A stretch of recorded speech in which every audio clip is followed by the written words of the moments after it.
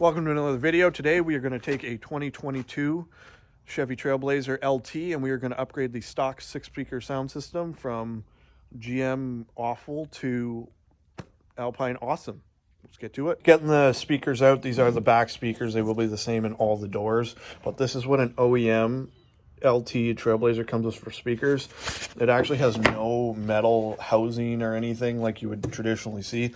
The entire speaker and the install assembly is one piece, which is a little bit disappointing because it does mean that I have to use these universal mounts and figure out how to install them. It's not just like swap and reinstall. There's a little bit of tinkering, but it's not a problem. You will note, as mentioned, the size of the magnet, the quality of the cone, the quality of the rubber and everything. This is an Alpine S Series, so not their top of the line, but a very, very, very good one. But you can tell by the size of the magnet on the back that this is going to just deliver an absolute stellar amount of performance in comparison. Getting the first speaker here installed, there was only one installation point because it kind of buckled underneath this flat part.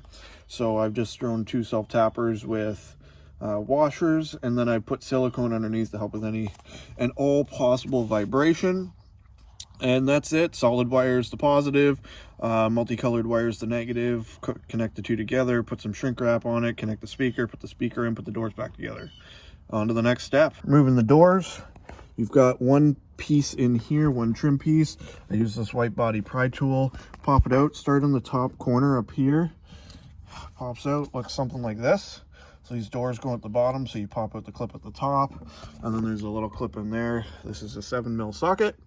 Pretty straightforward, pretty simple. Take them out, remove the door. There's 9 clips around the outside.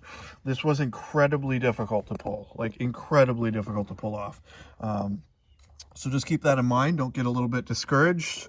I didn't disconnect anything. I just let the doors hang on the wires. And you got to make sure you take the door locks here out.